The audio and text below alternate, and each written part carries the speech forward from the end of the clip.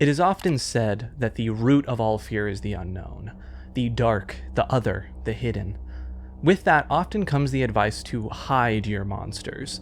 The horror disappears once you can get a good look at the threat. But that wisdom, like all things, is not necessarily universal. The horror, the unknown, doesn't always end with just seeing. Just because we're looking at it doesn't mean we can understand it. Call it what you like, the cosmic, the Lovecraftian, the eldritch. There is a certain type of horror that inspires more than just fear. It inspires awe, wonder, reverence, in addition to terror and dread. Other times, it simply inspires a kind of anxious confusion. When we look at something, some monster or entity or environment, and though the reflections of the light are hitting our eyes, we simply cannot comprehend it. It is too strange, too alien for us to fathom, to fully understand. All that we know is we no longer feel at ease. We no longer feel we are in the presence of something comfortable or familiar, and suddenly begin to think we would have much preferred this thing stay hidden in the shadows. Today, we're returning to the world of digital horror to explore a series of projects which, in one way or another, develop and employ this unusual form of incomprehensible horror. Taking a deep dive into the dreamlike, low-res world of Bunny Cotton, the atmospheric planes of People Still Live Here, and the cryptic entities within Snapshot Null. Join me as we explore a horror that extends beyond fear, and be not afraid.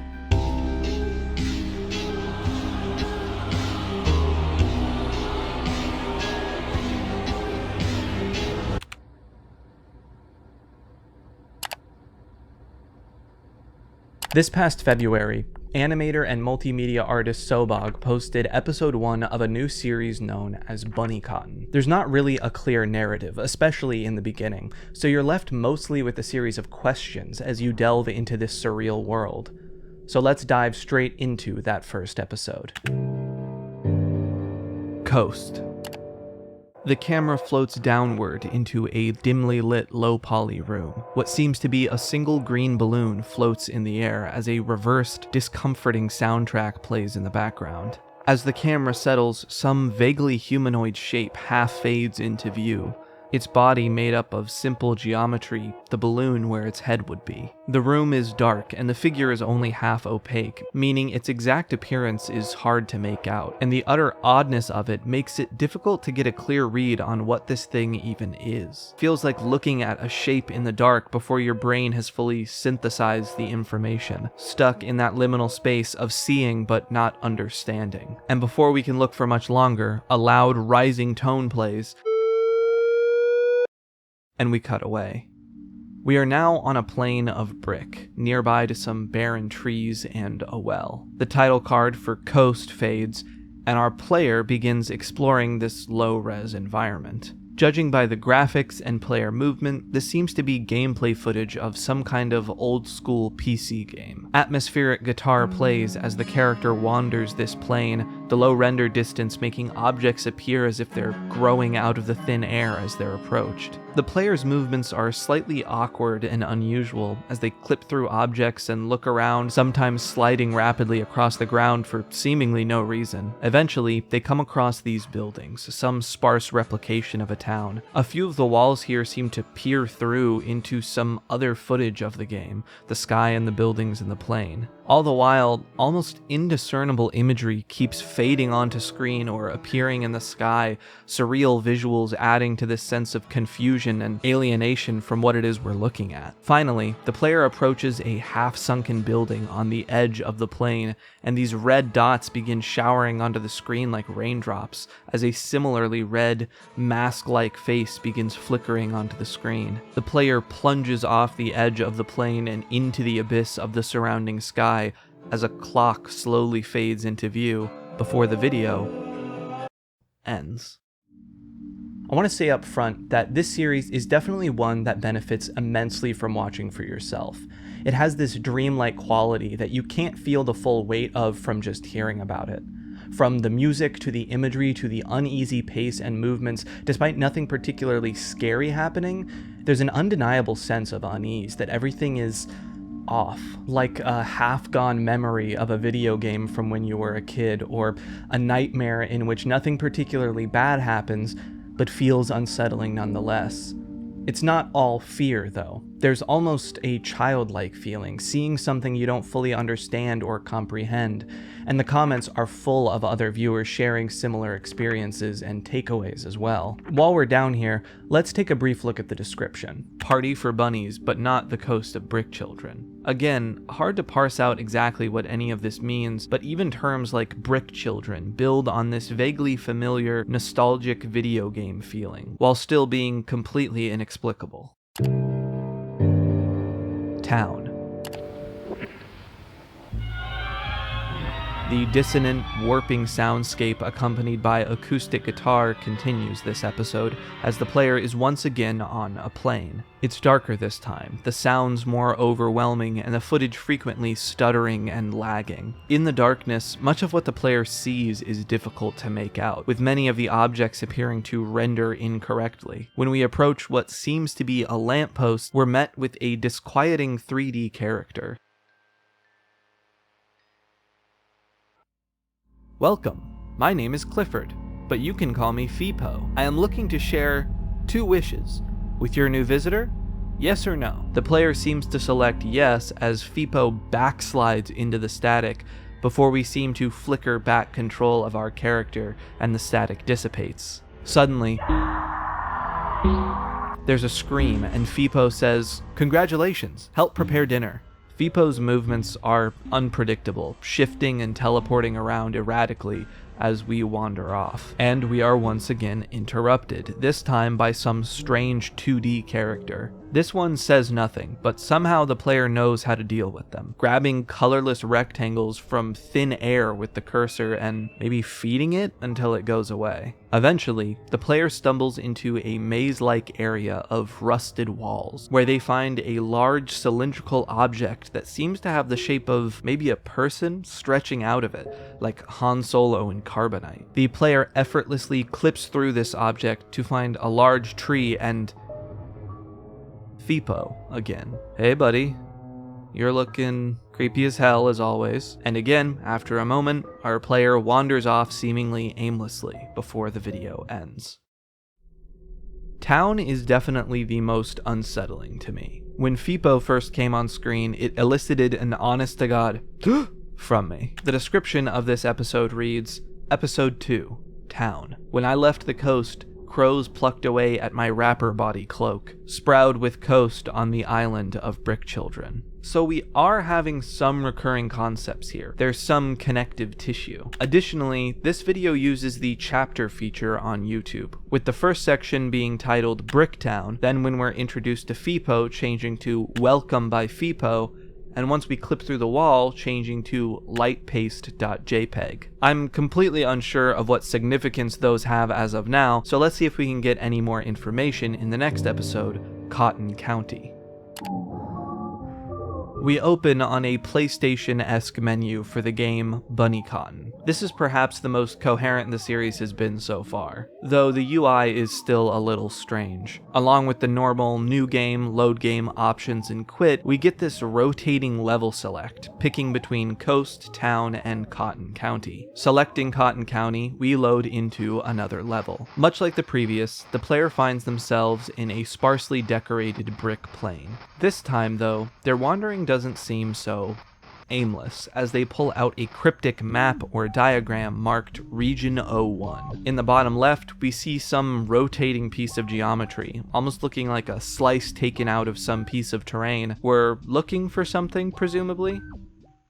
Continuing along this row of bare shrubbery, a massive tree appears ahead, but whenever the player goes to look directly at it, something seems to pull them away, like something's forcing them to avoid it. Then we cut forward in time, the sky now colored the pink and purples of dusk. We've seemingly found that section of terrain, but instead of interacting with it, the player enters this odd purple building. Inside, there's a large table and a staircase which leads up to a much darker second floor. Once here, the player runs toward the wall, clipping out and onto the plane again, with the footage, or perhaps the game itself, beginning to distort.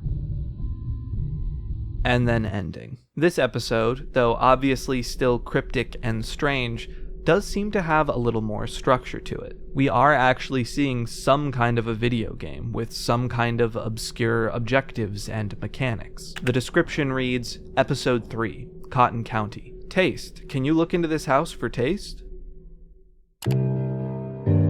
Seasons of change.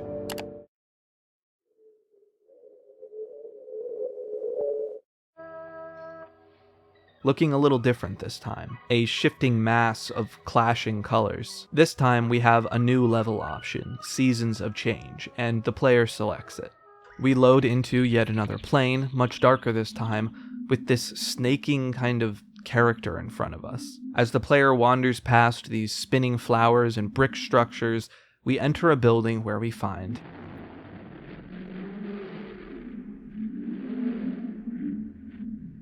that hovering face from the opening.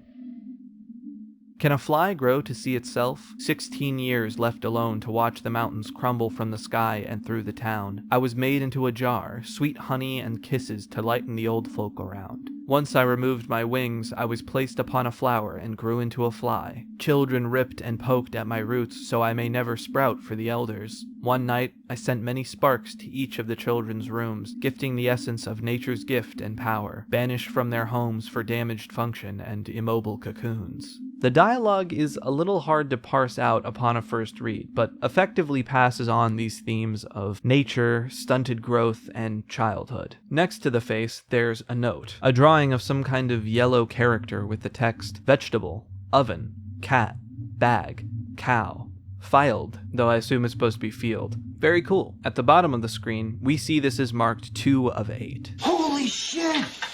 It's the Slender Man! We leave the building and open our menu, seemingly selecting the Mail tab and opening an audio file titled Petri.aac.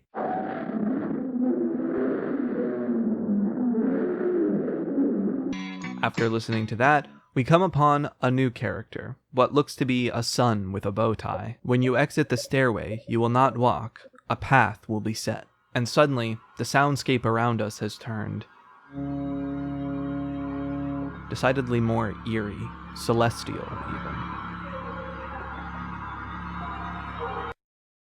We cut forward in time, now seemingly exploring some cave-like environment.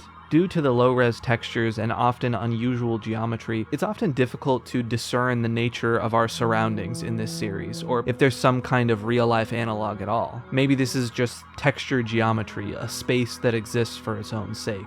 My initial thought was that it almost feels like being inside a massive skeleton, but again, it's difficult to tell. The player finds their way out through this purple stairway, walking out into this more craggy, mountainous terrain. Behind the bony cave, they stumble upon the Sun Man again, who seems to be speaking briefly, but the audio is so distorted, for the life of me, I cannot figure out what it says. I've done my best to EQ and isolate the sound, so if any of you want to take a crack at deciphering this, leave it in the comments.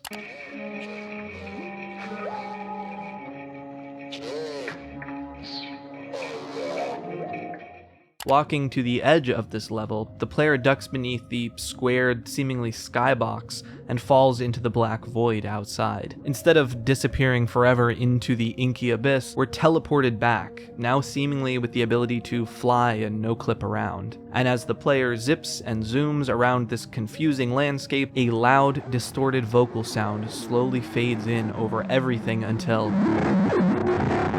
the video ends. There is more than meets the eye to this video though. There are closed captions, and turning them on gives us a series of messages encoded in base 64. Decoding them, we get this surprisingly coherent message. Last week Marcus removed 6 levels from the encode map. He's been telling me there have been letters in varying order replacing code from the skybox textures. It's not that big of a deal, as I keep records on each environment bugs. I don't know why he hasn't brought them up before. So we're beginning to get some kind of a story here, about strange bugs being found during the development of a video game, presumably Bunny Cotton. Now, on its own, this text could perhaps be dismissed as a non sequitur, more out-of-context oddness to add to the confused feeling of the series thus far. But the description of this video seems to reinforce the narrative these captions seem to be spinning. During the 8 months of development on Bunny Cotton, creator Marcus02 came in to help port the new engine onto a Pi model. Map 4, Record Play 340, Beta 0.3.4. May 3rd, 1999. Water was ruined, audio cracking, distance 19 hours left. So there is some kind of development going on with Bunny Cotton. There is someone named Marcus, and though a little out of context, the description plus the captions gives us a good amount of information. This Bunny Cotton appears to be a late 90s video game developed in part by creator Marcus, aka Marcus02, and the footage we're seeing in this video seems to be of beta version 0.3.4. We could dive into this more, but I'll save that for later and move us along to the most recent upload as of this video. First impression. Okay, go. We begin on what seems like a cutscene. The camera flying by some kind of tower, then a few frames of out-of-context gameplay before we are at yet another start screen, zooming past the text and into this dark hallway where we see the window face again. It seems this is the full kind of opening title sequence, and we only got a brief glimpse of the end previously. Starting the game up again, the player finds themselves in a dark void, controlling a spotlight. Floating and phasing around in the dark, the spotlight caches this almost clay-like morphed figure as it sort of hops around before sinking almost entirely into the ground. Whether this is what the player was looking for is unclear, because the spotlight continues to sort of meander around before resting and cutting to pitch darkness. The deep, rhythmic soundscape continues playing in the darkness, sounding almost like a slowed down heartbeat for almost another full minute before also fading and disappearing. Finally, nearly 2 minutes after the visuals have cut to pure blackness, we see black and white footage of an elderly woman, presumably celebrating her birthday. Then the video returns to pitch darkness for another minute or so before showing what seems to be a still image of an environment in the game. 2 buildings and a red cylinder on a dark green plane before the video ends. Just like the earlier video, this one also has closed captions, and though the message isn't encoded in the traditional sense, it is a little bit more confusing. First impression. Okay, go. Don't be obnoxious, you know it wouldn't fit before the cutscene. Why do you have to keep making such a big deal out of every single thing I say, and it's only been like 10 seconds? It has not even ever been 10 seconds, and you're just proving yourself unreliable, and I don't even have nothing to say to you. Get out of my captions. In what way is what you mean hello? My first thought reading this is that the opening seems like dialogue between 2 people sitting down to play the game, discussing the cutscene at the beginning and getting into some kind of an argument. But then we almost seem to break the fourth wall with the mentioning of us being in the captions, and the dialogue sort of breaks down from there. It's very interesting. The writing in the description seems similarly inscrutable. The disc uniform metal. Okay. Round, up, move, out, cracker, corpukine, gullah gullah gullah. Anyway, with that, we've reached the end. Up to this point, anyway.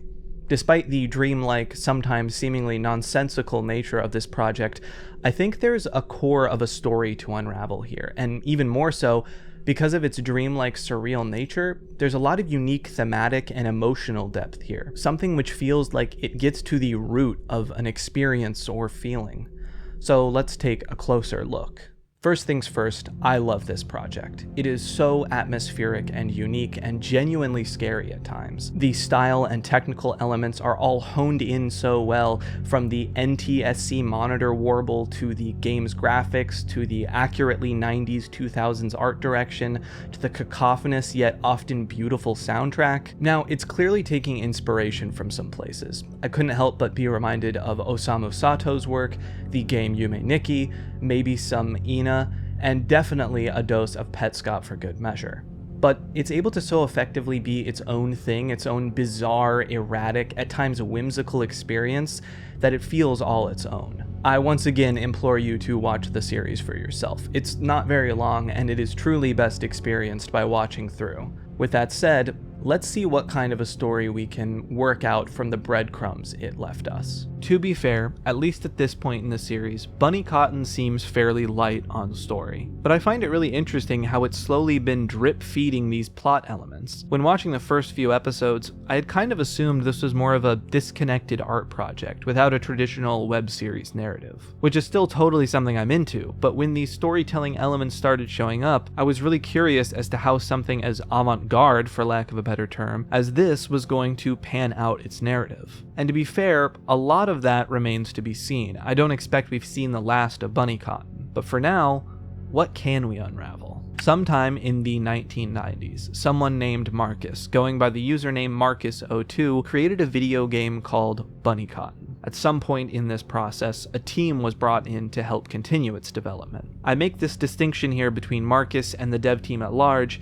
because the description seems to imply Marcus02 is the original or head honcho behind the game creatively. It was developed over an 8-month period, though it's unclear if it was ever finished. At some point, the game engine was ported to a Pi model, the meaning of which is unclear to me and is also unclear to some of the more tech-savvy friends that I've asked, especially since Raspberry Pi boards didn't come out until 2012, but let me know in the comments if you have any idea. During this development period, strange bugs and issues began popping up, replacing assets and code, though the extent of these isn't entirely clear. But it's possible these bugs account for the sparsely populated, often seemingly glitchy nature of the game as we see it here. As far as we know, the game only ever made it to beta, so whether Bunny Cotton was ever released to the public remains to be seen. And that's about all we know. I would guess we'll learn more as new videos are released, but to me, the story is not the most interesting part of this series. To me, the most intriguing element is simply the experience of watching. As I watched Bunny Cotton, these same terms kept coming to mind, and users in the comments seem to be on the same wavelength as well. Dreamlike, childhood, a broken memory. And that's when it really started to sink in. To me, Bunny Cotton almost feels like the everywhere at the end of time for the computer generation, millennials, Gen Z, etc., where the memories of the music of the 20s through the 40s are what stick in the minds of the silent and greatest generations, and were then distorted and warped by the caretaker to create this atmospheric journey which evokes the lost or degrading memories of childhood in the past. Bunny Cotton creates the same effect with these experimental, almost ambient works of multimedia. Artifacts of CRT monitors, lo-fi graphics creating the impression of an environment without ever being specific or fleshed out enough to form concretely. Characters of varying styles which all seem in some way to evoke the vibe of children's digital media through the 90s and 2000s. A shattered memory, a feeling that can't be placed, the latent space of a memory of a video game. At times, it reminded me of that image that was going around for a little while. Name one thing you see in this photo. Forms and shapes which you feel you should recognize, but can't focus on, can't truly place. Aside from just the surreal imagery and music, the writing plays into this as well. Sentences and dialogue which don't seem to make complete sense, lacking context, but again evoke this feeling of 90s PC games and children's media. Bricktown and the Brick Children, FIPO, Lightpace.jpg. They bring to mind old Lego games, Sesame Street and Nickelodeon shows, messing with files on the family computer. And this idea of broken childhood memories feels reinforced by the Window Faces dialogue about interrupted growth and children banished from their homes for damaged function and immobile cocoons. To briefly take the angle of a comparison to Petscop, I think it does something really well that Petscop did too. Create a sense that you aren't getting the full picture. Petscop intentionally left a lot of details you'd need to piece together the story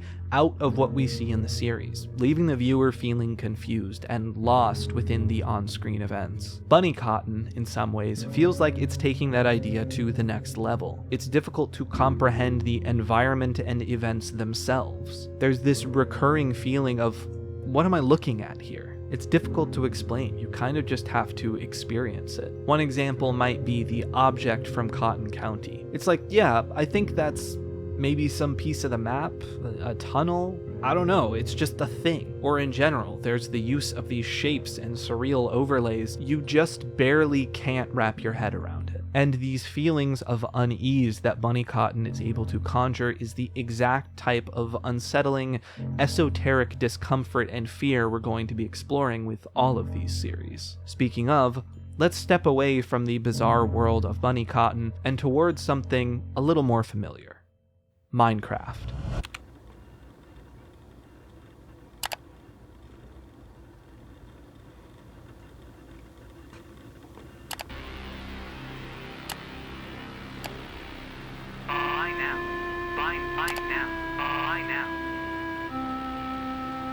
Patreon is where you can support me. I don't take sponsors, nobody control me. I got lots of stuff that's only over there. BTS and reviews if you even care. It's only $2, it ain't that much. If you like this video, consider joining up. Did I mention Q&A's in early access? There's actually an exclusive 20+ minute video about FNAF and Amnesia the Bunker up there right now. So if you're interested in that, well... Minecraft web series have become a staple of not just these digital horror videos I make, but the entire internet horror sphere in general. And there's one series, which popped into existence in 2020, which would grow a captivated audience, build out a unique mystery, influence and inspire the entire Minecraft web series genre, and then only a month later, disappear completely. Welcome to Snapshot Null. -3W21A.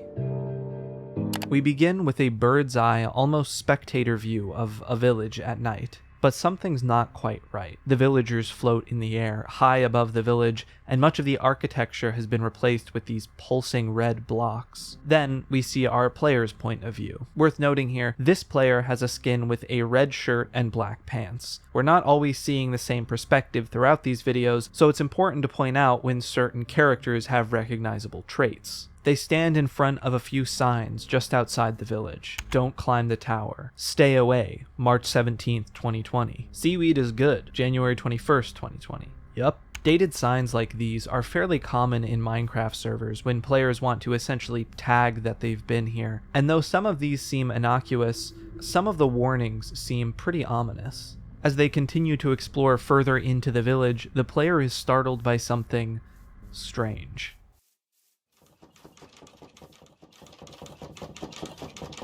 The door to one of the houses is opening and closing rapidly on its own, and the same thing happens with a bell later on. There's something seriously strange going on here. Scattered throughout this unusual village, we find even more signs left by even more players. I thought this was a single-player world. The Archaic was here. Boring Village, LOL. Bacon Flap, July 11th, 2019. Stella, May 29th, 2019. No one. I know. Nope. March 27th, 2020. With these messages, we can begin to piece together what's going on here. It seems players are able to stumble upon this village in what they think are their very own single-player worlds, and are somehow connected to the other players, able to see at least what they've left behind. Seemingly, this player in the red shirt is stumbling upon this for the first time in their own world. When the player mines out a piece of this strange red block, we can see that its item name is Fractured Mist. Entering into the village church, the bell sounds stop and start sporadically, and the player begins behaving oddly. They stop, look at the ground, and stand still, only moving a little bit to switch items in their hotbar. And then the video ends. Alright, let's take a step back. The first thing I should note is that the only reason we have these videos available after the channel's deletion is because of a community-created Snapshot Null archive channel. There's also a good video by Crescendex covering the series, which pulls info from the Reddit and Discord communities too, which give even more information. So shout out to all of the archiving efforts and previous community work that makes experiencing this series still possible. If you're curious, at least according to a brief interview with the creator of Snapshot Null from Crescendex, the creator deleted the channel because they were unhappy with the series and some of the negative responses at the time, but have since given the A-OK to make analysis and expressed some amount of regret for deleting it. Personally, I think Snapshot Null is doing some super interesting stuff, so I'm glad the creator is still open to people talking about it, and that the community has done such a good job archiving it. With that said, I should also mention the title of this video, and all the uploads from Snapshot Null. This particular video is titled -3W21A, the formatting of which should be familiar to those of you who play Minecraft. This is the naming conventions of Minecraft snapshot versions, playable releases of Minecraft versions that are still being developed. These names correspond to dates, the week and year of its release, but as you'll notice, none of these titles have a date that could even exist. They're all negative numbers, impossible, non-existent versions of the game. Finally, I should also note that there is some extra information we would have been able to find in the original upload's tags metadata, which we can still track down via Reddit posts from the time. Shout out Bandito Bayou. For this video, there were a few of special note. Formatted like a Minecraft update changelog. Added Fractured Mist, Union PTL. Removed Herobrine. As to what the Fractured Mist block's function is, or what Union PTL means, is unclear at the moment, and Removed Herobrine is clearly just a reference to the classic in-joke. With all of that extra info, let's move on to episode 2. -17, W10A. For a brief few frames at the very beginning of this video, we see a chest filled with snowballs and rods. Though not necessarily clear at first, this is an encoded message. Reading these as the ones and zeros of a binary text, we can get the word archaic, which is a familiar name. From here, we have perhaps the most compressed Minecraft gameplay of all time, a player exploring their abandoned mineshaft. There's nothing unusual at first, until a bit of strange ambience begins to play, and the player comes across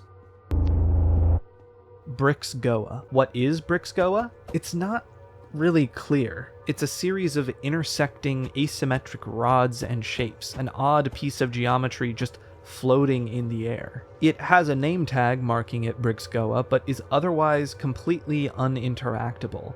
And then, it begins to talk. Why are these data about time values so accurate? 5. Why is the data related to geometry so useful? It continues speaking in this broken jargon, which seem entirely meaningless in the construction of its sentences. And then, another voice chimes in, one that Bricks Goa seemingly ignores, one that seems like it's talking to the player. Red text, like an error message straight from the game. Destroy it. Bricks Goa keeps talking. In fact, all substances are magnetically levitated at their surface because of the peculiar magnetizing effects of their boundary conditions. I don't understand. Who am I? What do I want? Why am I here? If I don't understand anything, then this is a waste of my time and energy. Why am I having this conversation with you, after having just spent 20 minutes talking to the host? And at the mention of this host, the red text writes, "Don't mention him. Kill it now. Sorry, I have to go." And Bricks Goa dies and disappears. And only moments later, the player follows suit, dying to the message, "Crow Bowser fell out of the world."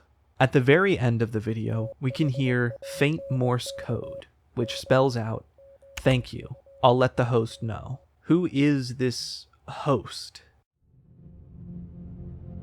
This might be my favorite episode of the entire series. I love how completely weird it is. If I were to think of the phrase anomaly in a video game, this is like the platonic ideal of one. It's not traditionally scary, instead just so weird and baffling that it creates that odd sense of unease from a purely what is even going on perspective. Not to mention the compressed nature of the video makes it even harder to make out what's going on. Like your eyes are having a hard time adjusting to the dark. And it stands out as feeling more believable and therefore more affecting because it's so weird. There's no trope or frame of reference to latch onto as you're looking at this abstract shape speak in inscrutable mathematical idiom. It feels like if math was God, this would be one of its biblically accurate angels. Anyway, the tags here are also fairly interesting. Added Bricks Goa. Removed Herobrine. Keep quiet, or the host will know about this. So the big question continues to be, who is the host? And who is adding all this strange stuff to these versions of the game?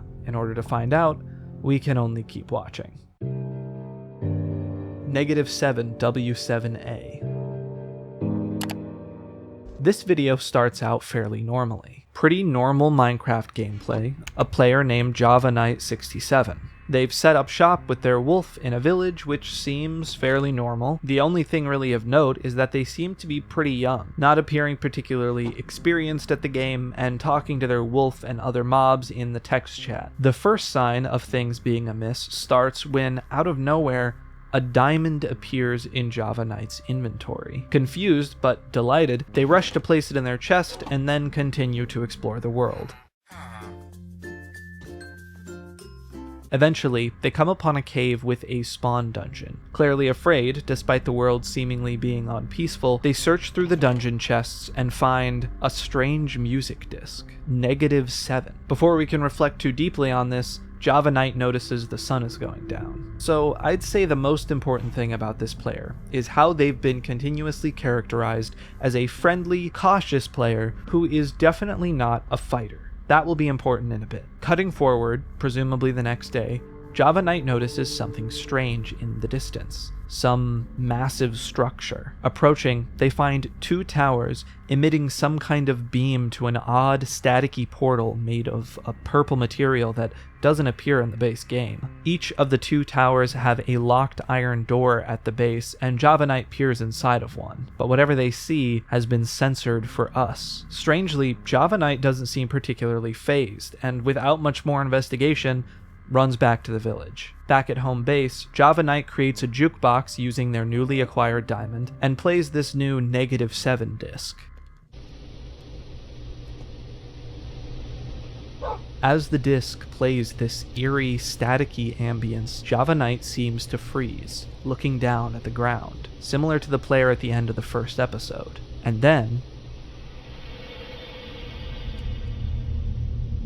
out of nowhere, kills their wolf and, seemingly imbued with some kind of rageful energy, sprints around the village, killing the villagers and animals. Their mouse shakes as if they're filled with adrenaline. At one point, Java Knight even accidentally drops their sword. Their movements are almost reminiscent of when you've been jump scared or chased in a horror game, or startled in an FPS. Shaky mouse and jerking movements, like a mix of anger and panic. The music increases in distortion as Java Knight bolts for the portal, jumps inside,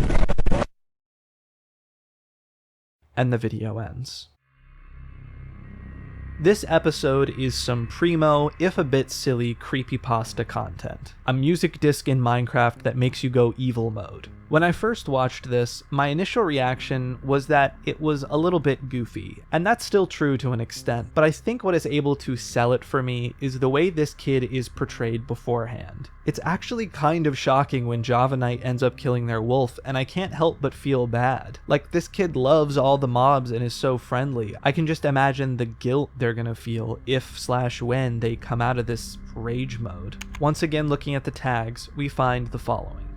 Added, compressed rift, compressed static, entity 731, Zenoro, removed Herobrine. Sorry if I took it too far for you, Java. I get a little excited from time to time. But does time really exist here? It's safe to assume the rift and static refer to the portal, but exactly what entity 731 and Zenoro are is still unclear. Something to do with the disc, or perhaps what mysteriously spawned the diamond? And what about this dialogue? Did someone overtake control of Java's actions? It might recontextualize the dropping of the sword, that this was Java's attempt to stop killing, or set them up intentionally to discover the disc and play it. For now, we can only really keep watching. -12W30A. We're underwater. The moon is high in the sky, and some kind of tower or bridge rises into the air and leftward off screen. Oh no, here comes... oh no, here comes Right Bob. Hi, leftward. Okay, anyway. And now, we're viewing another player. This time with what appears to be a yellow fisherman skin. Fittingly, they're fishing off a little dock near their house as daytime turns to evening. Again, for the most part, this gameplay is fairly normal. The only odd thing is when they notice a fish in the water seemingly fall rapidly downward before rising back up again. Just a subtle hint that things are a little off. As the evening turns to night, the player lays in bed to sleep. They are immediately awoken, transported somewhere new. Though their bed looks identical, it's clear this is not their cozy beach house. The player is now surrounded by a series of long piers and docks, bridges above the ocean that seem to stretch out infinitely, lampposts lighting the mostly barren piers. Mobs like drown levitate in the sky, endermen float upside down, half submerged in the water. And as the player explores, the architecture of the docks seems to get exceedingly more strange. Lampposts snaking into the air, shifting wooden textures, odd shapes, and broken pieces. At one point, faced with a large gap, the player jumps, and though it seems like they're not going to make it, they land safely on what seems to be an invisible floor. This place almost doesn't feel human-made. It feels generated, like some kind of naturally occurring environment that is mimicking the architecture of players, but every once in a while breaking out with odd imperfections. Eventually, time cuts forward, implying they've been walking for a long time, and the player reaches a dead end, with a pit dropping into the water, a tunnel, diving deep and deeper into the water. They run out of oxygen, and yet nothing happens. Reaching the bottom, they are confronted with a room filled with beds, 17 to be exact. The player approaches, cautiously, and lies down. And only a few frames before the video ends, this text appears in the chat log in a blue color. 1 down, 16 more. And it's over. This is up there as a contender for my favorite episode in this series. The imagery of the Enderman in the water is exactly why I love this series. Not only is it so unique, but genuinely striking, strange, and eerie. On the note of the plot, we're starting to see some kind of method to this madness. Some group or entity within the game seems to be collecting these players, trying to bring 17 of them together for some reason. Perhaps it's this host we keep hearing about? Let's see what's next. -19W, 14A.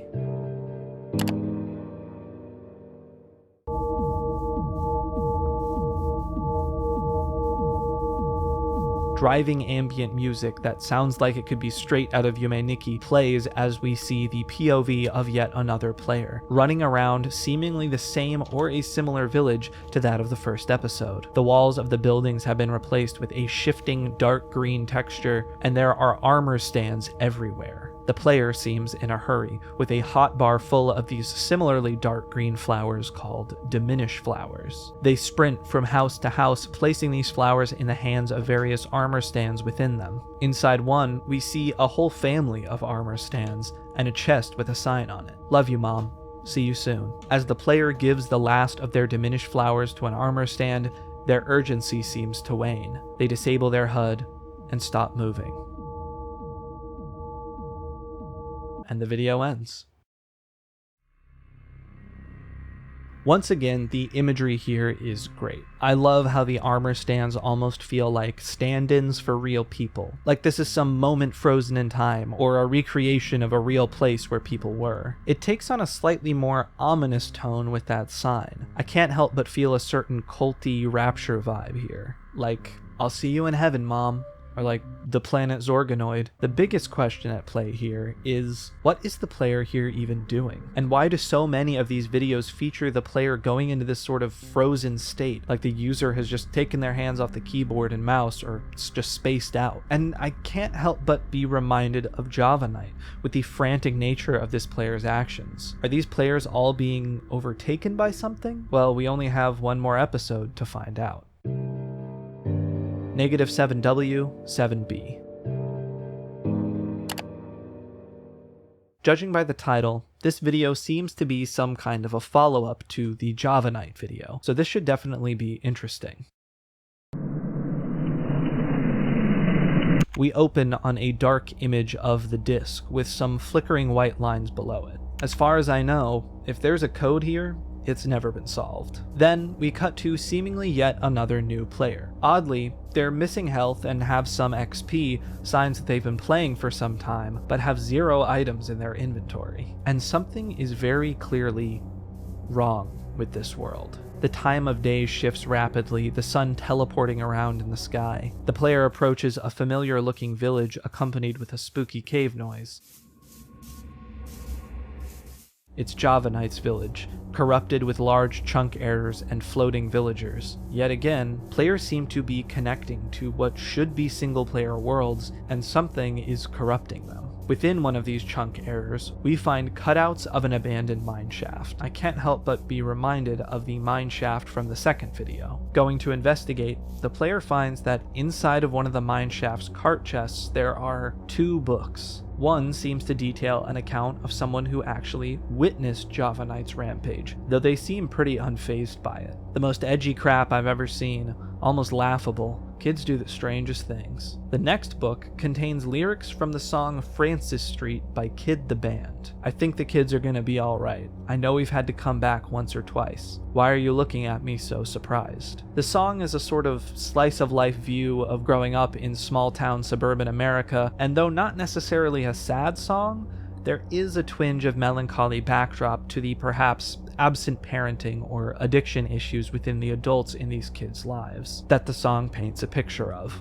It's an interesting inclusion in the series, but we'll move on from it for now. The player enters what was Java Knight's house, now half phased into a chunk error. Aside from that, it appears untouched. The jukebox is there, even the iron that was being smelted is still in the furnace. Popping the disc out of the jukebox and reinserting it, this player gives -7 a listen. They freeze for a moment, but before it can play for too long, eject the disc, seemingly disturbed or upset by it. Interestingly, as they leave the house, disc in hand, a diamond inexplicably appears in their inventory. They're even standing in the exact same spot Java Knight was. Strange. Wandering out of the village, the player comes across the same portal Java Knight did, but like the rest of the world, it seems broken. One of the towers is crooked, its beams stretching far out in the opposite direction. Interestingly, the door of the broken tower is missing. However, what is inside the tower is no longer censored, though there's no telling if this is the same thing Java Knight saw. It's a floating item which appears to be a series of strange symbols. Now I have to give full credit to the Crescendex video here, I did not figure this out on my own. The symbols here are actually the language used in enchantment tables, and is also used in other media, and importantly, can be translated. I am aware. Huh. Following the stray beam of the broken tower, it leads the player to a broken and fractured portal, similar to the original, but this time with pieces of the compressed static still intact. The player enters the portal.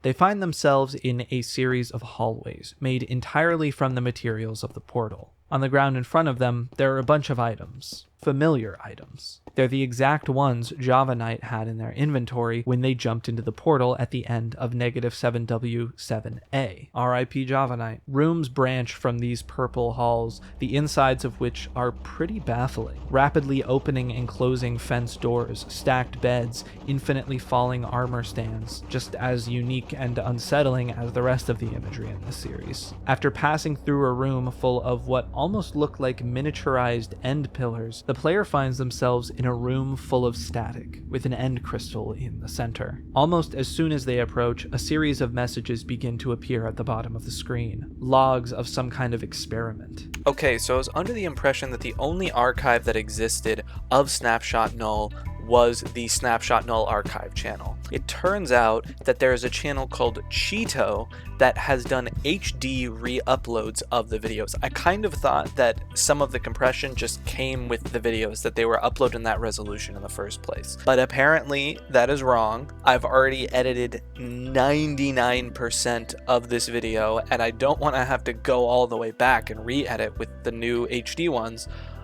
But the HD version of this video makes reading the text at the bottom of the screen so much easier. So from here on out, I'll just be cutting in using the HD footage. I can't believe I didn't discover this until now. Shout out Cheeto. The MREC has been a slow process. Due to later messages, this acronym likely means something along the lines of music, record, and crystals. But I can tell I'm making some progress. Once I finally create the perfect procedure, then maybe the host will let me use these instead of the stupid EC he keeps making me use. Those are such a pain. Something very interesting happened today. A kid found one of my missing MR. He decided to play the record. I was going to stop him at first, but I was too curious to see how this this half-baked record would go. Interesting results. He became half player, half entity. A very aggressive entity. I could tell that this kid and the entity had a struggle, but it seems the entity had vanquished him. Overall, this seems to prove that music records can be very reliable. I just need a better procedure. After this, the player finds a passageway beneath the end crystal and follows it to another portal, an escape. Rushing to make their way out of this place, the player is just about to reach it when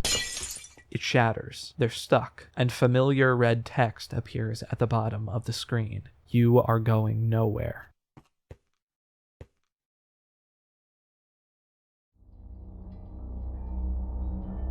This episode was a little denser on the straightforward plot. There truly does appear to be some larger network running these experiments on players, utilizing in-game items to influence them, overtake and control them, along with these entities they keep referencing, whatever they are. But unfortunately, we'll likely never get all the answers, as this is the last upload on the archive, and the series was deleted before it was ever finished. But that's not to say it's hopeless. There is something here to unravel, and more than just the plot, which I will dive into, there are actually some pretty interesting themes that I felt the hints of while watching, and of course some absolutely fantastic visuals. So let's take a step back and give Snapshot Null a proper analysis.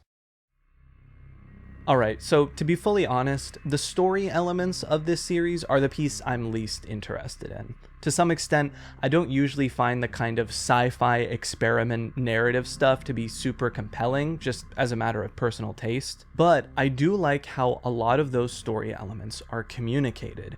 The codes and puzzles and pacing, and of course all of the imagery and aesthetics. If you're more into the details of the story itself, I definitely recommend Cressindex's video, especially since it incorporates information and theories from people who were following the series at the time. But at the start here, I will give my own take on the story from my watch through of it. So first things first, let's talk about these snapshots. Exactly how they're being accessed or implemented isn't entirely certain, but it seems that they are being intentionally created or manipulated by some larger group for players to create worlds with. And when a player is able to join one of these corrupted or altered versions, it allows for two things to happen. Number one, for other players to interact in their seemingly single-player worlds. Whether this is pieces of other worlds being placed or generated into separate player worlds upon creation, or if these are indeed somehow multiplayer, all the players sharing the same world. But number two, it also allows these players to be kind of manipulated, overtaken. But why is this being done? To me, it seems that this digital game environment is being used as a kind of in vitro environment to conduct this very MK Ultra type mind control research, along with testing and developing these entities we see throughout. Brix Goa, Zenoro, Entity 731, whatever it is that took hold of Javanite. And this is being overseen by some person or AI or entity known as the host. Perhaps the very thing hosting these interconnected worlds. For these experiments, they seem to need to collect 17 players, though for what, it's not entirely clear. It seems conceivable that the point of this is to take over their minds. Not only do we see the recurring incidents of players suddenly freezing and being taken over, there's a very interesting relationship between the video's -12W30A and -19W14A, which was brought to my attention by the Cressindex video. At the end of the episode where the character is at the docks and finds the beds, they have exactly 13 bars of XP. And at the start of the next video, where the player appears to be overtaken by something and runs around giving out flowers, they also have exactly 13 bars of XP. It seems to suggest that once these players are collected, they are overtaken, controlled, for whatever experiment or end goal this mysterious group surrounding the host seems to have. The final element to this, though, is this group doesn't seem to have everything under control. There are entities here with seemingly their own motives. The red text seems to be in conflict with Brick's Goa, and then there's the mysteriously appearing diamond in Java Knight's inventory. Whatever did that wanted Java Knight to find and play the disc, which is noteworthy because the logs from the researcher in the final episode seem to imply this was not their plan at all, and they were surprised by this. So at the very least, these entities have some form of free will that isn't completely under the control of the administrators/researchers. Alright, so there's my attempt at piecing together the narrative. A narrative which, mind you, was never finished, so who knows how close any of us can actually get without all of the information. Now, despite this type of story not typically being my thing, I still found doing a bit more of the game theory-y stuff kind of fun, and it actually led me to a sort of epiphany about the themes of this series, a way of viewing it that I found really elevated its storytelling for me, and it all stems from that seemingly out-of-place song lyric. The inclusion of that lyric just felt out of place. I couldn't connect it cleanly to anything, until I started looking at the bigger picture. Some organization taking the video games and digital worlds kids grow up using and engineering them to manipulate and control those kids. If we take this concept and view it as a thematic parallel to the real-life tech media companies engineering their apps and video games to become more addictive, overtake the lives of their users, engineer algorithms to control what people watch and how people live, we could see those more somber underpinnings of that song as an extension of that phenomenon. Jamie was a girl next door. Knock knock. Girl, you wanna roll down to the video shop where the Lost Boys meet? She said, you don't gotta ask twice, cause my dad's not really sober now. And in a later verse, you don't gotta ask twice, cause my dad's out back just smoking out. If we can kill some time, then we're doing alright. Kids, in the absence of their parents, escaping to their own places, their own worlds. While the song paints a perhaps nostalgic version of this, with bike rides to video stores, we see more and more in recent generations that these places are now digital. As a consequence, the corporations who run these digital places have more control over the lives of this generation of children than ever before, especially as the phenomenon of iPads and computers taking the place of more hands-on parenting seems to take hold. And this can be terrifying. Kids who are more integrated with technology than ever, but less literate of it, interacting so often with a digital system that you can't make sense of, engineered by corporate ghouls using literal neuroscientific research to keep hold of them. Because before you wanted to get to a kid, you had to appeal to their parents, because their parents would turn the television off. The kids have direct access to it now, so it doesn't matter. And there's an entire dialogue happening between these tech companies and kids that parents are completely unaware of, and entire companies and apps evolving and changing based on a complete dialogue with kids like ids, because they are making decisions about the neurochemistry of an entire generation, and it's 9 dudes in Silicon Valley, 5 of them putting their hands up, and then every kid's brain changes. Bug-eyed salamanders in Silicon Valley. I don't really know how intentional any of these thematic parallels are, but I found this lens to view the series really interesting, and made a lot of the plot elements seem to hit a little closer to home. Additionally, the fact that the series was made in the summer of 2020 just feels especially apt. And this idea of interacting with digital entities and systems that are so corrupted or simply so opaque and out of the realm of our understanding is something this series is able to portray so incredibly well via its imagery and execution. As I said, what makes Snapshot Null stand out so much to me is how genuinely unique its imagery is, especially in its genre. It feels authentically out there and surreal, like it doesn't fall into the more expected Minecraft horror tropes. And additionally, I feel like it actually utilizes its format of a video game really well. These chunk errors, doors opening and closing rapidly, floating or misaligned NPCs. It feels like something isn't just haunting these worlds, but that the software of the game itself is glitching and broken. The most effective instance of which I would have to point to being -17W10A and Brick's Goa. Brick's Goa just looks so alien to both Minecraft and what we'd traditionally think of as a spooky anomaly in a video game. Not a dark silhouette with glowing eyes or a monster, just a bizarre piece of geometry spouting mathematical gibberish. And I think the oddness of it captures really well this type of unease and dread caused by seeing something but not truly being able to understand it. Additionally, I think the game's use of the more traditional elements of Minecraft actually give this series an almost biblical, spiritual air, like the use of the end crystals, which in and of themselves resemble the wheels intersecting wheels of the Ophanim in Ezekiel. And the portals and shifting static textures used throughout give a metaphysical, supernatural feel to everything. And of course, the use of spiritual and cosmic horrors is integral to this concept of eldritch, incomprehensible horror we've been discussing this entire time. In this next series, these elements take a much more front and center role, clashing the two worlds of corporate tech and explorations of the afterlife and spiritualism. Let me take you next to People Still Live Here.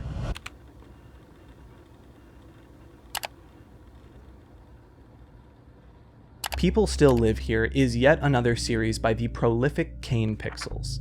Somehow, while juggling the Backrooms, The Oldest View, and the upcoming Backrooms movie, he found the time to work in yet another new project, the format of which is largely different from the found footage works he's known for, instead seemingly being his take on the game I found style, though still with all the cinematic edge you'd expect from one of his projects up to this point. One of the biggest reasons I wanted to cover this project is because there's a really massive component.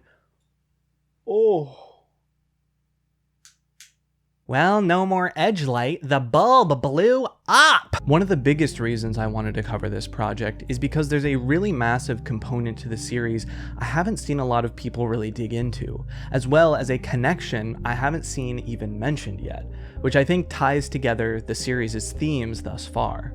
So without further ado, let's take a look at the first video. Say Well.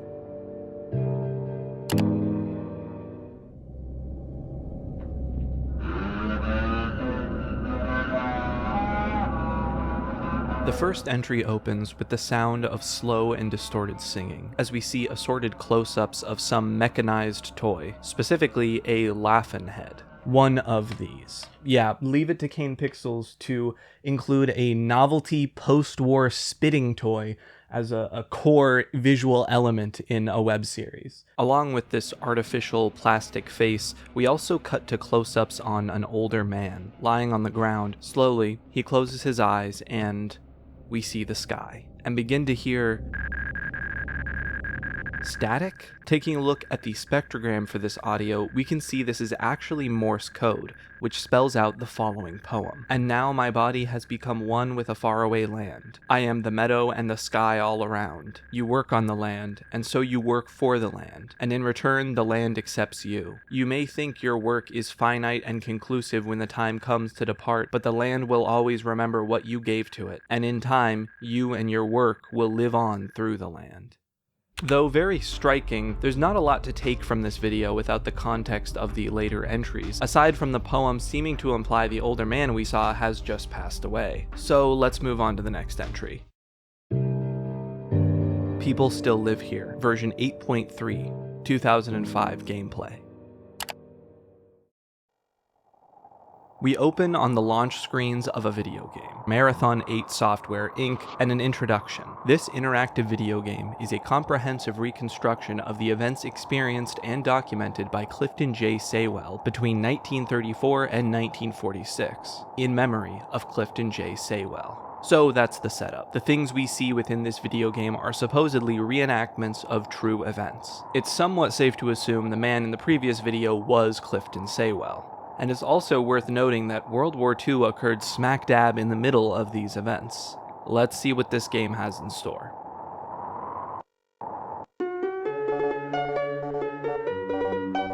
Over the menu of the game, titled People Still Live Here, we hear a cheery, if grating, MIDI composition of the very same song the Laugh-In Head was singing.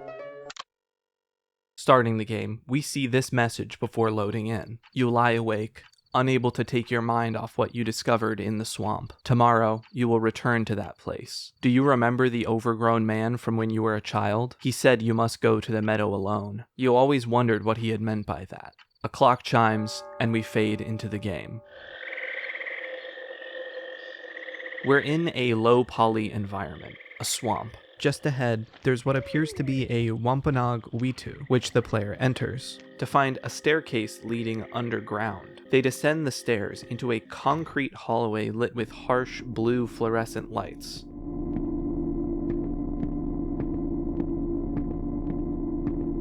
Finally reaching the door on the other side, we enter into Day 1.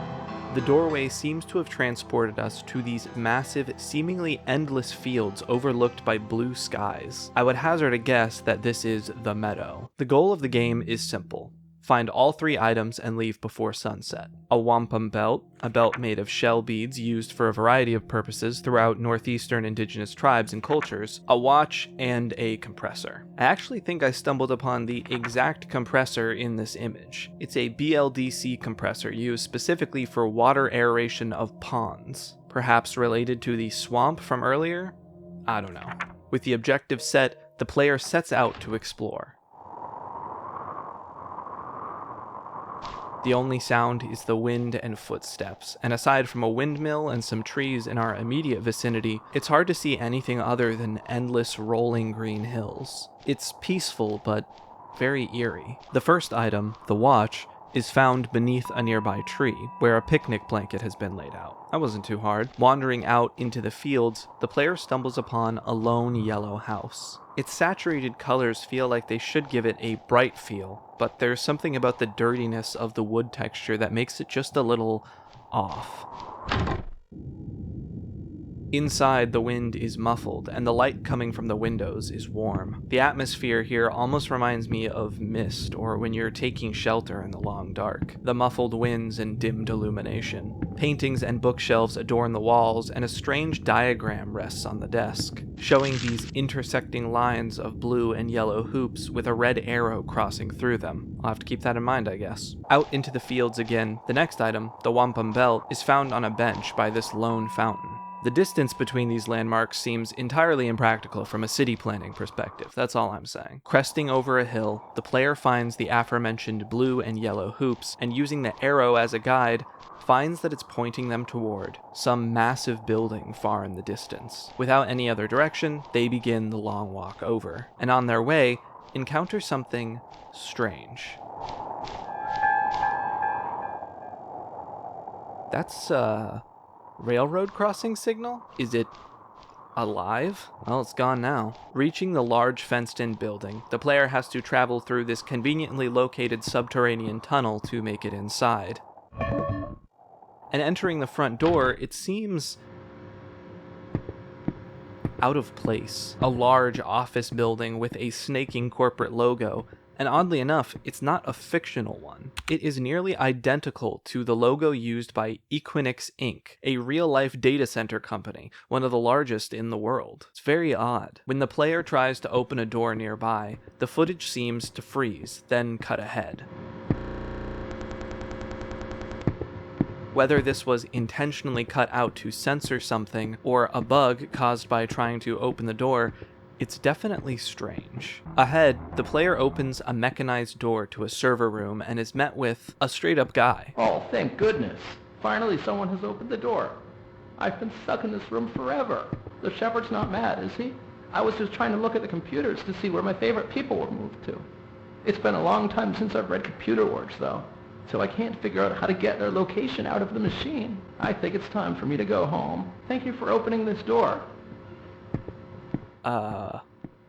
What? Who is the shepherd? Definitely feels like it implies some kind of semi-religious overseer figure. And there's some other really odd world building going on here. His favorite people were moved somewhere, implying that this wasn't done of their own volition, but that they were relocated by an outside force. And then this guy being unable to read computer words anymore. It's like the people who presumably live here have almost been infantilized, guided or subjugated by this outside force. Inside the server room, the player finds the compressor and is given the notification to return home. On their way out, they see the PNG man again. Hey, you're not going to tell anyone I was here, are you?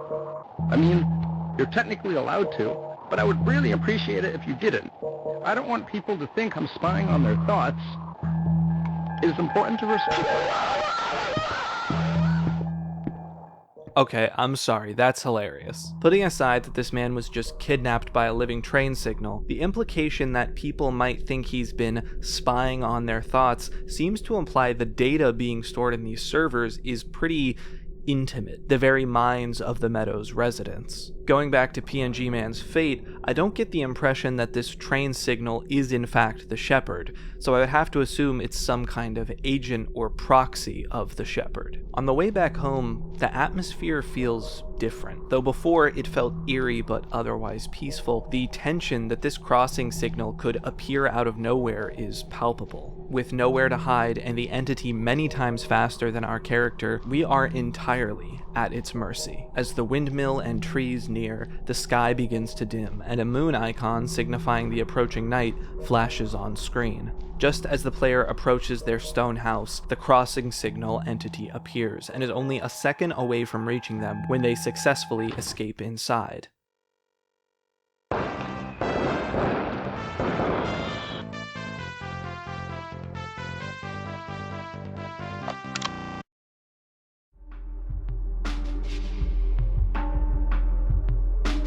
The game itself is odd, but even stranger is that this supposedly recounts true events which took place in the 30s and 40s. Aside from being patently supernatural, there's also some weird things going on with time here. Equinix wasn't founded until 1998, and it should go without saying that they didn't have data centers like this in 1934 or even in the 1940s when computing was starting to become a thing. It's also worth noting the contrasting imagery that shows up throughout this game. The more natural landscapes of the swamps or fields with the industrialized, concrete, and fluorescently lit corporate buildings. It feels intentional. That's not the end of what can be found within this entry though. Looking at the description, we find a link to an image, a scanned copy of the Boston Globe obituary for Clifton J. Saywell. Died February 1994. Pursued mathematics professionally after World War II. Spent his later years in the care of his family, particularly his niece Ann Timmerman. He was often seen walking near the edges of the Hockomock Swamp or sitting on the porch of the Bridgewater Public Library with a small notebook in hand. Smarter viewers than me discover that within the metadata of this image, we can find that this image was scanned in 2005 by Lucas Timmerman, presumably a relative of Ann Timmerman. Presumably, Lucas's perspective is the one we're seeing throughout the gameplay of this series as well, judging by the matching 2005 dates. There's also a decent amount of info that we can extrapolate from the obituary itself. It seems to place our location in Massachusetts, and that swamp from the beginning of the game as the Hockomock Swamp. From my research, the Hockomock Swamp, the name of which means place where spirits dwell, has a lot of history. Used by the Wampanoag during King Philip's War, as well as being a generally important hunting ground for the Wampanoag.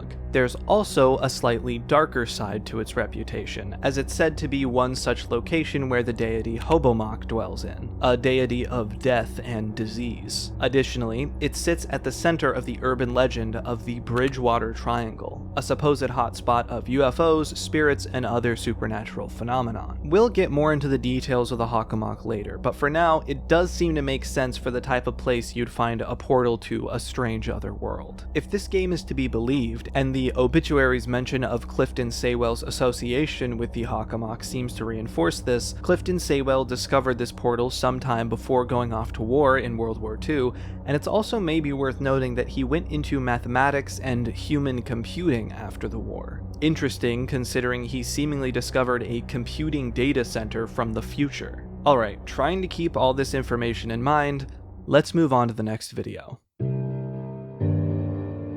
Graveyard.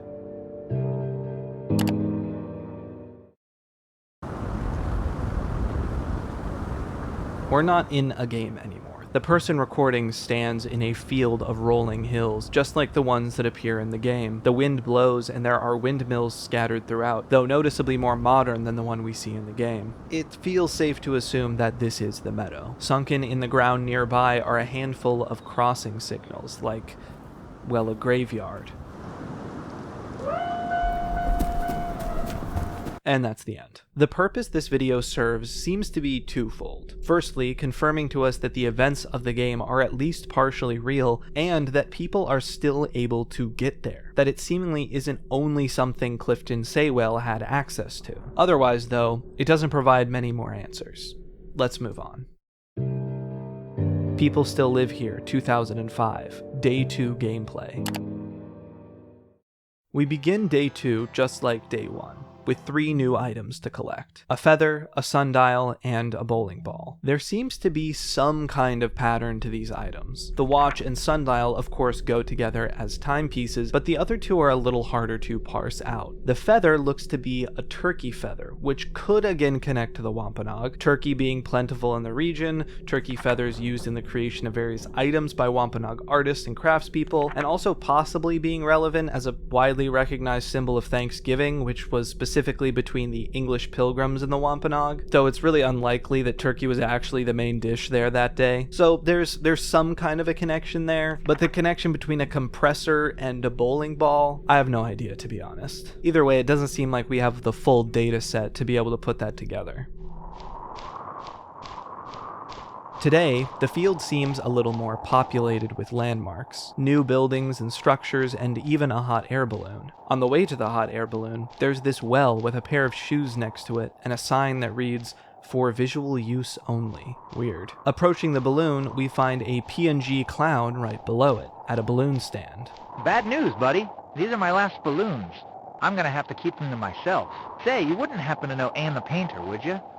I'm her biggest fan, but she won't let me have any of her paintings because she's mad about the color of my balloons. If you can get me one of her paintings, I'll call my fire balloon down and you can have whatever's inside. Sound like a deal? Alrighty, I guess that's the next objective. Look at that, a little more questing going on. On the search for Anne the painter, the player comes to this red barn, surrounded by what look to be solar panels. Inside the barn, we see the first fully rendered and animated character, playing a sweet country tune on the platform above. Within the hay here, the player finds a game of Minesweeper, except instead of mines, it's... Eventually, they are successful and locate the sundial in the haystack. Nice. Moving forward, the player finds his way to Anne Henson's garden spire, and there he finds Anne the painter, hard at work. Goodness, look at you intruding upon my personal space. Can't you see I'm in the middle of an illustration? I've been struggling to complete this piece for a long while. Could it be that you're the assistant the shepherd promised me? Where should my last portion of lime green paint go? From there, the player completes a simple fill-in-the-color minigame, and as a reward, Anne lets him pick out one of her paintings to keep. I store them over there inside of the blue bandstand. Inside the bandstand where Anne keeps her paintings, the player finds the feather, picks out a painting, and then notices something. A trap door. Descending inside, he finds himself in a stony underground sewer system. The atmosphere is dark, and genuinely more spooky than anything else we've seen in the game up to this point. Descending into the darkness of the tunnels, there are these horrific sounds.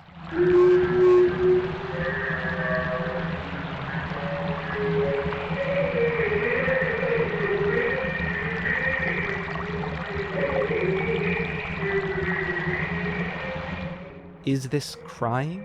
Screaming? Singing? That's unclear, but one thing is, he is not alone down here. And things only get worse. Distracted by this underground detour, night has begun to fall. Rushing back outside, the sky has already turned to dusk and is only getting darker. And suddenly, that same eerie melody begins ringing out across the meadow.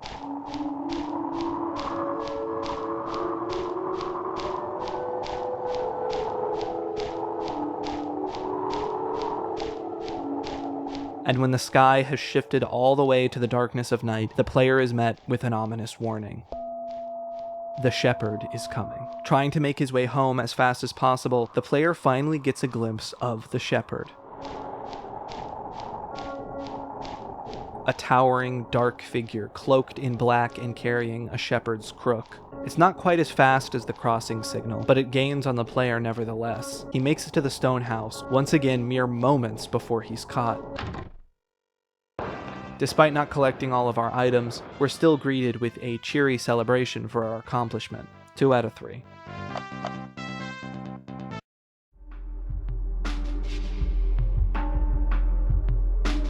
So that's the Shepherd. Interestingly, turning up the brightness and contrast on some of these frames, the Shepherd almost seems to have a green hue to him, which makes me think back to the overgrown man that's mentioned in the beginning of the game. Otherwise, I find it interesting how much traveling underground has been a recurring thing, and it's also interesting how often we run into other people living here in the meadow. With that said, let's see what's in store in the final upload as of now. Sunshine.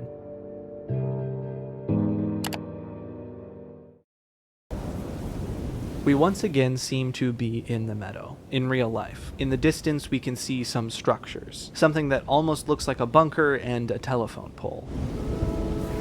The person behind the camera whips around when they hear the distant sound of a train, and the video ends. Checking the video description, we find the following. Video taken sometime between April 2023 and September 2024. Context.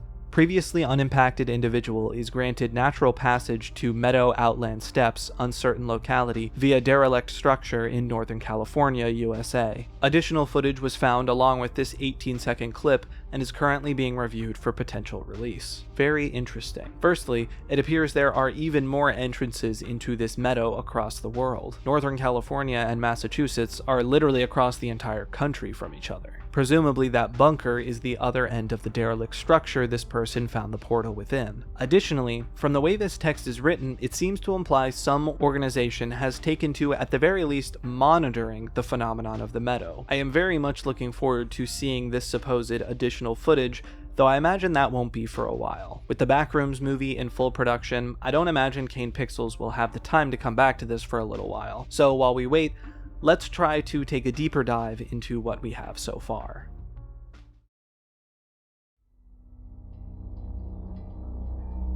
Like all of these series so far, we don't have all the information, as I presume the series is still ongoing, just likely on hold while Kane Pixels directs a literal studio feature film. But I'll try my best to give my take on the straightforward narrative, and then discuss the thematic core that I think is hiding in plain sight. Then we'll take a look at how this story encapsulates so well the themes of cosmic horror we've been discussing. What I gather is that the meadow is a dimension that exists outside of linear time, which is why in the 1930s, Clifton Saywell was able to stumble across this data center from 60 plus years in the future, a company he wouldn't even live to see. On that note, it's plausible that Saywell's career choice of mathematics and computing after the war was due to his glimpse at this literal future technology. But I also think it's just as possible this was spurred on by his attempts to understand the nature of the meadow. Additionally, Saywell's death in the early 90s does spark the question as to where this 2000s video game is getting its information from, to which I'd posit a guess that it comes from the notebook he was seen carrying with him. He seemingly never got over what he saw. Which brings us to the question of what exactly the meadow is, aside from a place outside of time. If we're to take the poem from the first video as particularly significant, the meadow almost seems like an afterlife, or purgatory of some sort, the land you will return to. And there's also an implication that after having visited in life, Clifton Saywell will return to it in some way after his death. But understanding it as a more metaphysical, spiritual place, what's with these data centers that seem to store the thoughts of its inhabitants, or the terrifying and controlling shepherd? The best theory I've been able to come up with the information we've been given, is that this meadow is being overtaken, discovered by some organization or corporation, and is being essentially colonized. And my take on this is informed by one of the series' most overlooked recurring themes. The references to Wampanoag history and culture are perhaps one of the most central pieces to this story. The very first moments of gameplay we see are a Wampanoag Witu within the Hockomock Swamp. Many of the places and things we see throughout the story are of specific cultural and historical importance to the Wampanoag, and then there's a final connection that I haven't seen anyone else mention: the title of the series itself, People Still Live Here. Specifically, the title People Still Live Here is almost identical to the name of a 2011 documentary, We Still Live Here, which is specifically about the reclamation efforts of the Wampanoag language, and it's just a great documentary. I highly recommend it. I discovered this documentary by accident while searching for information about People Still Live Here. It just came up in the search results, but the connection between the titles and Wampanoag culture feels too direct to be a coincidence. And the deeper you follow this connection between the themes of the documentary and the general connections and inclusions that the series makes with Wampanoag history and culture, the more relevant this connection seems to become. For instance, the wampum belt. Though this could be any number of different wampum belts, my mind is drawn to a pretty specific one. In the immediate aftermath of King Philip's War, the English colonists looted Metacom's wampum belt, which was of incredible historical and cultural importance. Paula Peters, a historian and member of the Mashpee Wampanoag Nation, said in a CBC interview, "This type of belt, which was a community belt, it would have been something that people in the community contributed to generation after generation. It was like a historic document to us, a living document, and it told our story for generations. It would be like the crown jewels to the queen. It was sent back to Europe by the colonists and then lost, and it remains lost to this day. And part of the mythos of the Hockomock Swamp is that the paranormal events that occur there are at least in part due to this belt being separated from its people. Though to be transparent, I wasn't able to tell from my research if this idea came from the Wampanoag themselves or if it came about separately, like out of the ghost hunting scene in Boston or something like that. I'd be interested to know if anyone has any clarification about like where that comes from. Then there's the shepherd. This is a little more of a stretch, but I feel pretty confident about it as a lens to view the series. Something that you obviously can't ignore in the history of colonialism is the phenomenon of forced conversion to Christianity, including with the Wampanoag. It was one of the many ways colonialism attempted to erase the culture and identity of the Wampanoag, and it's something that the documentary touches on pretty thoroughly as well. And to me, the idea of a godlike figure referred to as the shepherd feels like it is evoking very Christian imagery. All of these references, not just to the Wampanoag generally, but many specific historical elements and instances of their current and historical struggles with colonialism, kind of leads me to believe that the nature of this story is one about an outside force colonizing the meadow, whether that be corporate or governmental or something else. An organization overtaking and controlling this previously existing place. And so, at its thematic core, this narrative is about the colonization of cultures and places where people still live. Now, with all of that said, I am not even close to being an expert in Wampanoag history. This is all gathered from my attempts at research online, and I don't really know how much of these connections were intentional on the part of Kane Pixels either. It's obviously just my interpretation. And definitely correct me in the comments if I made any inaccurate statements surrounding the history or culture that I brought up. The research I've done for this video was definitely not exhaustive. But I wanted to bring these elements up because I think the discussion around this series could really use people with a personal understanding and experience of Wampanoag history and culture. I would love to hear what someone from one of the Wampanoag nations gets from this series. That perspective would be incredibly valuable, I think. Shifting gears to the overarching cosmic horror lens we've been discussing, People Still Live Here is a little different from the previous two series. While Snapshot Null and Bunny Cotton evoke this feeling of incomprehensible horror through their imagery, People Still Live Here contributes to this eldritch perspective through the more metaphysical elements of its narrative. Like much of Kane Pixel's other work, he builds a sort of grounded reality into the world building that surrounds these reality-defying concepts, and so it almost seems more believable an idea that one could stumble their way into a metaphysical purgatory outside of time. And I think that grounded perspective gives his work a really unique sense of unease. The type of feeling you got the first time you read the Backrooms creepypasta, of a place, a reality so strange and incomprehensible that you're unable to really make sense of it, and yet it is just familiar enough to feel disturbingly real. through this, these stories come much closer to the traditional themes of Lovecraftian horror, of the rules of our understanding of reality being broken, of unearthing a place or thing that forces us to confront how small and insignificant we are, and just how little we understand about the cosmic forces that work around us.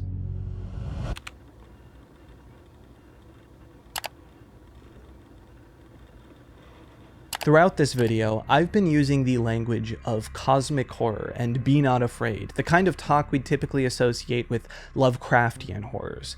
Tentacles, cultists, or biblically accurate angels. Tropes and traditions that, on the surface level, these series don't really seem to be engaging in. But I do think that these projects are tapping into the same sensations of horror. That the fear itself is coming from trying to comprehend the incomprehensible, of something that the mere sight or experience of is too much or too alien for our brains to understand. And so instead we sit with a sense of foggy unease while our brain works to decode the information it's receiving, but is unable to put those pieces together. The first time I remember being introduced to this feeling was when I read the Percy Jackson books. There was this idea that if you looked upon the true form of the gods, you would die instantly. And there's plenty of other examples of things like this, like the parrot basilisk in the short story Blit, which basically popularized the idea of a mimetic kill agent. In recent years, the phenomenon of biblically accurate angels has taken hold of public consciousness, I think partially due to the recontextualization of what we associate with an angelic figure, to fit into certain Bible verses that describe them as these eldritch beings, and implying that the natural human reaction to seeing an angel isn't joy and gratitude, but fear of something that is so much more than us. A numinous horror might be a term that comes to mind. That sensation of apprehension and unease is really difficult to capture in media. You're basically trying to create something which goes against the very idea of being understood, even by yourself.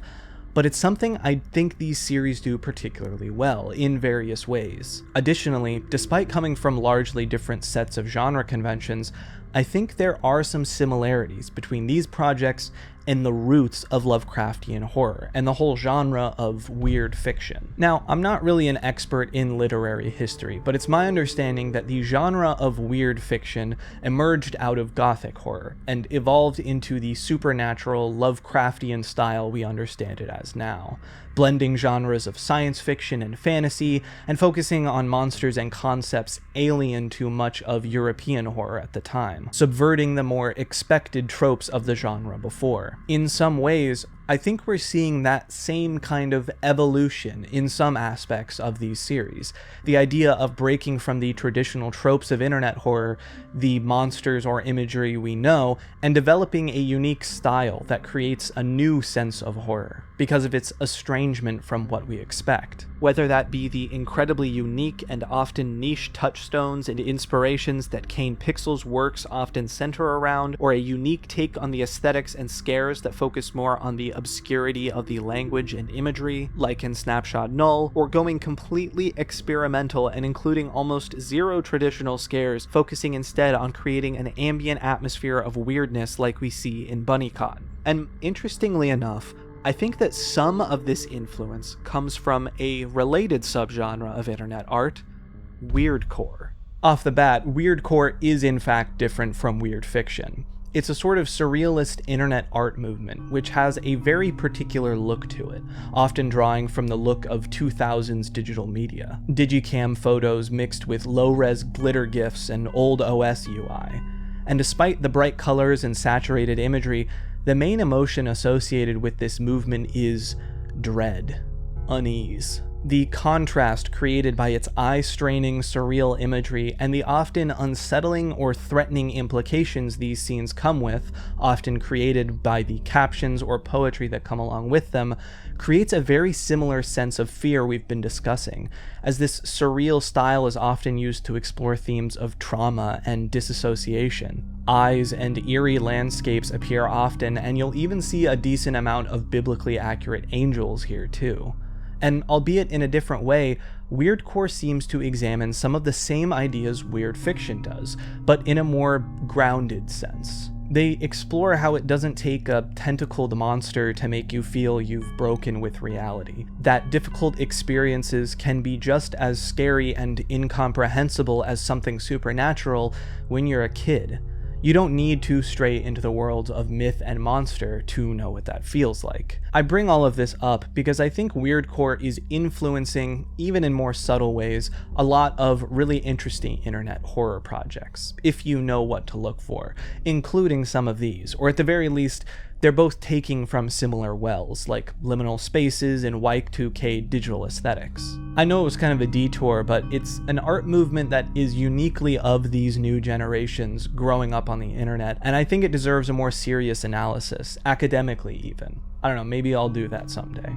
Anyway, I guess my main point in making this video, the thing that intrigued me about these unique takes on digital horror, is that it proves we're still evolving, that internet horror is changing and maturing. I've talked a lot on my channel about how it's easy to feel like the internet horror community has stagnated into tired tropes, but I just don't think that this is the case. Like with horror literature or film or anything else, this is an artistic subgenre that is fluid and moving, and despite the fact that the surface level coat of paint often pulls on nostalgic aesthetics, internet horror is looking ahead. It is moving forward. I've done 4 of these digital horror videos now, where I find some common theme and explore series that all connect to it in some way. And in the time between that first video, my channel and videos have evolved a lot, but most importantly, I've been able to keep track of how this community has evolved. And there are ups and downs, but looking ahead, I'm completely and utterly hopeful about the future of artistically crafted terror on the internet.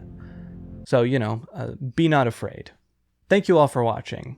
I know this one didn't have as many series as I usually cover in these digital horror compendiums, and wasn't like 2.5 hours long, but I hope that it was just as interesting as my previous ones. As always, I implore you to watch all of these for yourself. They're all best experienced on their own terms, and there's a lot you can get out of them that I didn't explicitly go over in this video. At the time of filming, I don't know if I'll have composed a whole album for this video or not, but I at least have an opening track, so at the very least that should be out on streaming soon, and it's free to download on my Patreon. You don't even have to become a member. Speaking of, thank you to my patrons for supporting the channel, and I'll see you all next time.